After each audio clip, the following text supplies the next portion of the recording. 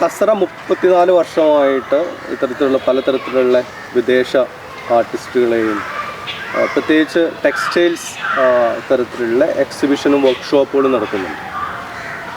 എൻ്റെ ചോദ്യം, ഇപ്രാവശ്യം തസറൻ്റെ കുറച്ചുകൂടി വിപുലമായിട്ട് 45 രാജ്യങ്ങളിൽ നിന്നുള്ള 100ഓളം ആർട്ടിസ്റ്റുകളോട് എത്തിയിട്ടുണ്ട്. എന്താണ് വാസുവേട്ടൻ്റെ ഐഡിയ ഓഫ് ഇന്ത്യ? അല്ല, ഇത് ഫസ്റ്റ് ഓഫ് ഓൾ ഞാൻ ജനിച്ചതും വളർന്നതും ഒക്കെ ഒരു ജോയിൻറ്റ് ഫാമിലിയിലാണ്. അപ്പോൾ ഞാൻ ഇപ്പോഴും ഇഷ്ടപ്പെടുന്നതും ജോയിൻറ്റ് ഫാമിലിയിലാണ്.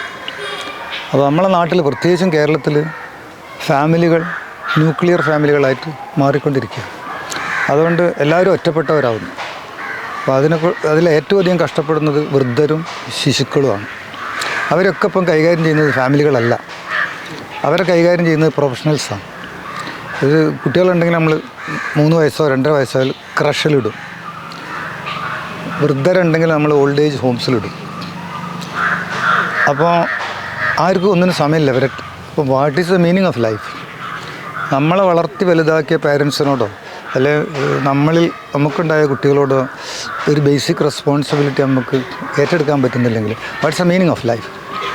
അപ്പോൾ ഇത് basically we are sharing our joint family system which I love, and we are making a joint family, international joint family for 1 month. That is the basic concept, and to organize such kind of a mega event is not easy.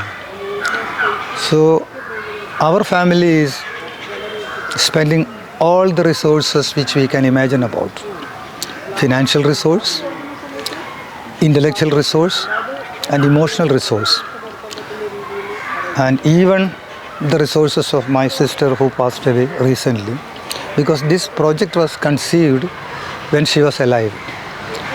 And of late, very few of my close friends are financially helping me, and in many ways they are helping. Not many, just a handful of friends are helping me. So this project is now taking its own momentum, and it's out of my hands. And some projects just grow, and it goes beyond our hands and beyond our help. So this is such a situation. But anyhow, it's not at all easy to invite this many people, and we had to interview many people to select these people. So it's a hard job, but still I think it's worth it. And as yet there are no big issues, and hell a lot of participants are enjoying it. Maybe 4 or 5 people, they are not very happy. That's part of any huge project. You cannot make everybody happy. But I'm happy that the vast majority of people are enjoying this, and this they will take as their lifetime event. And for me, I'm lucky to have them here, and I know that they are all lucky to be part of this project. So I don't know how much seriously our society has taken it, our politicians and our government has taken it, because there is not even a single rupee help from any governments, any official organizations of the government, Lalit Kala Academy, Cultural Academy, Tourism Department, no help from anybody. They are all keeping away, and in a way I am happy, because there is no interference. Any political financial contribution is coming with a lot of strings attached, and luckily we don't have any strings attached. So it's a free project, and it is now as it was a kind of a tribute to my sister, who was very much part and parcel of our project and a big inspiration for us. And she was a great artist, traveled around the world, exhibited. And the second objective of this whole event was to get few educated people attracted to this kind of crafts and arts. It could be anything, not just textile, pottery. So, and that, I was expecting 4 or 5 people getting interested. Now it is growing like anything. You can see that the volunteers who are volunteering here, they are all highly educated girls and boys. And their involvement and their interests, and it is really exciting and encouraging for me. I think with this project, not just Tasara, this kind of craft has a new life, and it will happen. So now how to sustain this interest, that's a big challenge. That we all have to sit together and charter a program. Now many youngsters are interested, and how to keep their interest alive. So we are thinking about many ways to sustain this success and bring the educated youngsters to this craft. Because the drawback of this craft in India was, it was done by the uneducated, poor village people, and they are fed up with that because they don't get enough money to live. And after doing craft, pottery or textile or anything, they are still starving, or working 12, 13 hours a day. They don't get enough money for basic livelihood. So that has to be changed. And people who are engaging in this craft should get an income which is equal to other professions. So nobody has any hatred towards craft. Or the problem is, one is a social hierarchy, but social hierarchy can be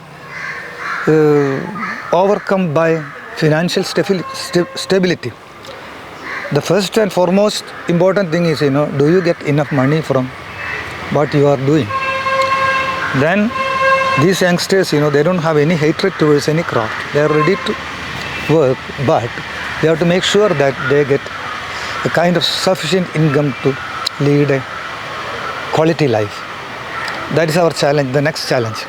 The workshop will be over by March 1st, but our challenge is becoming more difficult and challenging. I'm sure that these people friends of mine who helped me, we all will sit together and chart out a program. How to sustain this, how to get these youngsters who are interested now, how to get a sufficient income for them. So we are thinking about that, and we will come out with something interesting. Tell us about this site. The site itself is blending with the old projects, no? Yeah, it's important, the venue is more important. That is how it was designed and it was conceived. Because, without this site, which has almost the character of a forest, it contributes a lot.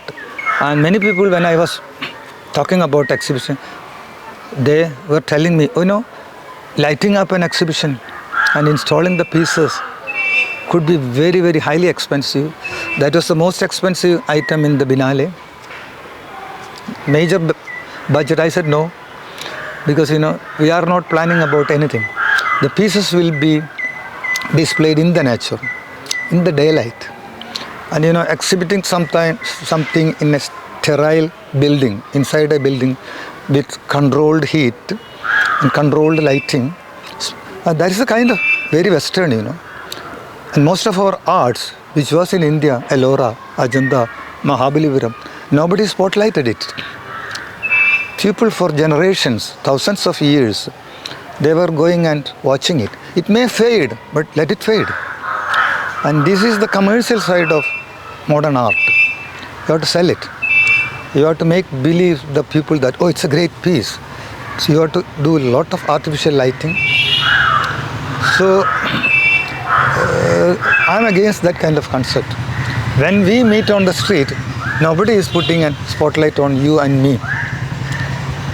So pieces should be like that. It should be in the daylight or in the shade. Just let the light and shade play on the pieces. Then these pieces become very, very, live. It become part of the nature. It become part of us. And I'm fed up. My friends, whenever I travel outside, they compel me to visit all these museums. And after spending there 1 or 2 hours, it's getting boring, You get a kind of headache. So they have an artificial atmosphere created there. That doesn't suit with my personality. Maybe it's very personal. So any project is an extension of the personalities who are controlling it, or conceiving it, or planning it. So I was always very much into nature. My life is basic, and my life is environmental and organic.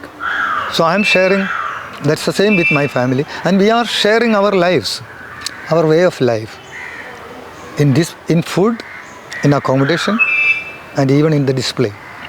So there is nothing artificial here, and we are trying to avoid anything synthetic as much as possible.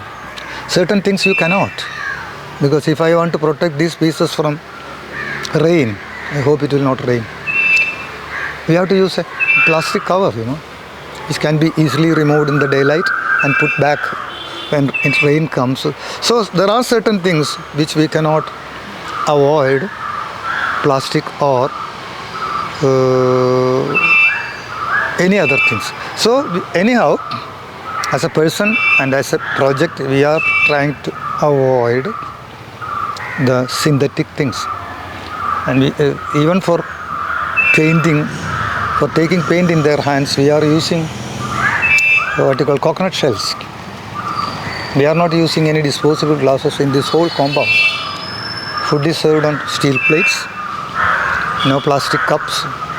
So minimizing the ecological hazard and minimizing the synthetics and plastics. But at the same time realizing that we should not totally avoid it. That's our life. Certain things are not at all available now, But to live simple and to live organic anywhere in the world is most expensive now. We have spent 100,000 rupees just to create a theater and a dining hall using bamboo and roofing grass. We could have done it for the half expense. We could have done it built a permanent texture with iron grids and with what you call tiles. But this adds to the beauty, and this is totally goes with the concept. And in that way we were even trying to preserve or use the existing hands who can do this kind of construction.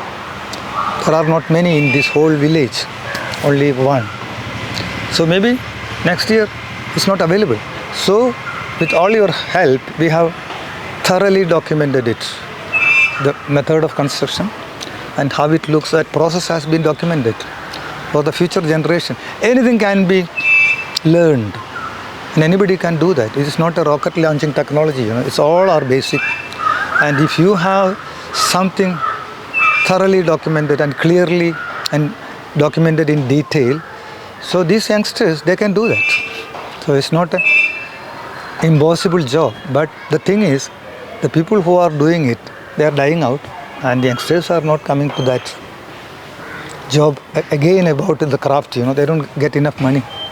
So these are all carefully looked after, how to preserve the existing crafts, even hut making or thatching a roof. That also we are taking care. So that makes the project a bit more expensive. But as we don't have introducing any luxuries here, there is not even a single AC room in this whole compound, not in our guest house. So I know people are suffering it. 4 people have gone back after 15 days from Iceland, had a lot of problem. And even staying in an air-conditioned hotel, they cannot come out, because the heat. They are coming from below zero temperature. And there are still many people here who, I don't know, I wonder how are they tolerating this. Even for us, this February is too hot. And even such a shaded place with lot of trees, it's impossible even for the local people, for you and me. But they are, because of focus and dedication, they are suffering it. And we are given them just a, fan, nothing else. So, and in the evening we are trying to, what do you call, present very basic art of our area without much amplification or electricity. Most of the performances we are doing it in the very, very traditional way. We had Kudiyatam without any amplification, without any electric light, and that is same with the Nagapattu, so the Kalambatu. So we are trying our best to minimize the non-natural things, energy and everything. ഒരേ സമയത്ത് ഒരു joint ഫാമിലിയുടെ ഒരു കാരണവരായി നിന്നിട്ടുണ്ട്. അതിൻ്റെ ദാഷ്ട്യവും ശാഠ്യവും ഒക്കെ വാസുദേവൻ്റെ ഉള്ളിൽ കാണാൻ പറ്റുന്നുണ്ട്. അതേ സമയത്തിൻ്റെ ഒരു ഇതിൽ പൂർണ്ണമായിട്ട് ഡിറ്റാച്ച്ഡ് ആയിട്ടുള്ള ഒരു പരിത്യാഗിയുടെ സ്വഭാവം വാസുദേവനുണ്ട്. അല്ല, that is part of good or bad, that is me. May be this joint family system as the head for many years now, after my father died, I became the head of this joint family. So I have the strength and weakness of that system, and that is not a foolproof system. But when you compare it with the nuclear family, that system is much more beautiful, much more natural. Like many animals, human beings are social animals, family animals. Elephant is a family animal.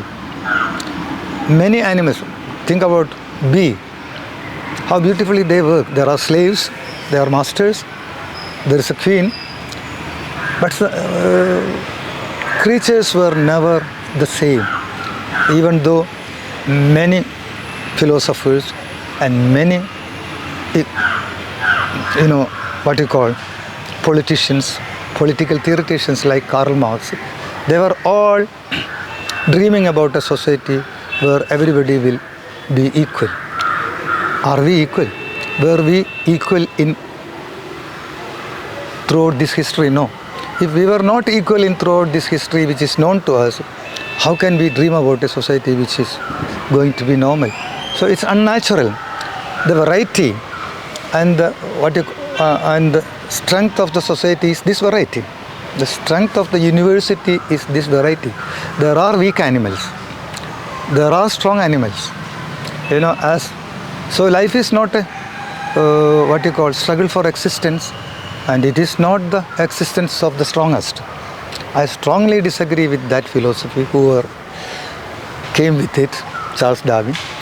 Life is the coexistence of the weak and the strong.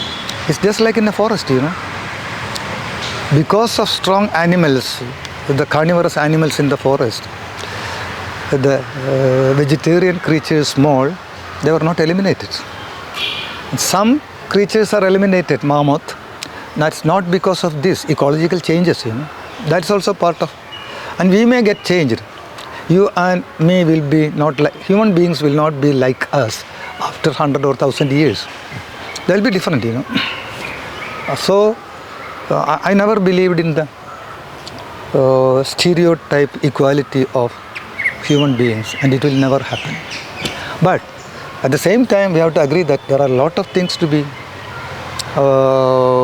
discussed and changed. And I'm a social democrat.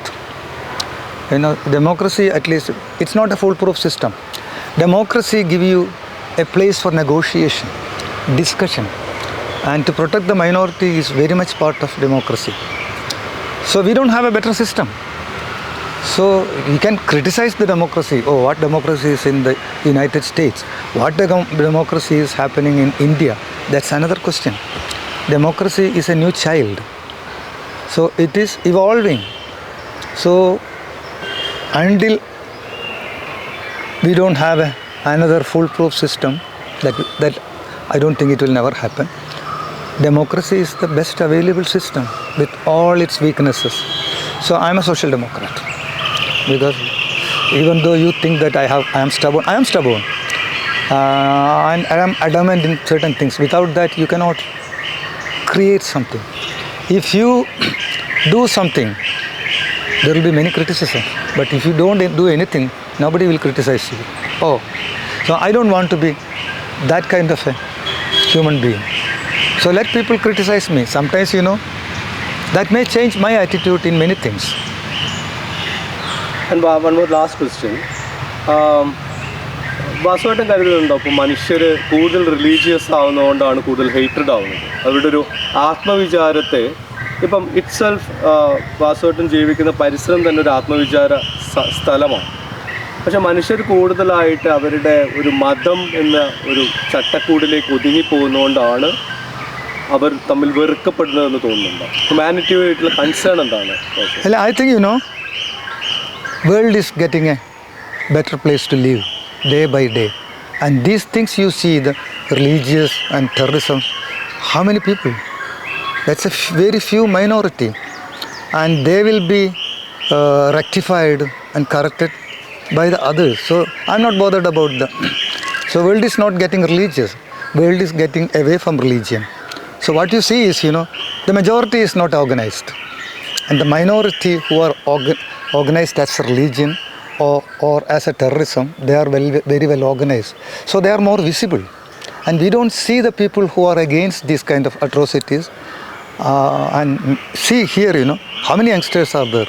Religion is secondary for them. They have the primary goals is very different. And I strongly believe that world is getting a better place to live day by day. So I'm an optimist. So I'm not with the people who are worried about this terrorism or religious, fundamentalism. It's very minority, and they are becoming more and more minority. So don't worry about that. The entire world is going beyond the control of religion. The entire. And nowadays the most organized religion is maybe Islam. They are also getting out of the hands of the clergy. Who is bothered about that? See these girls going for...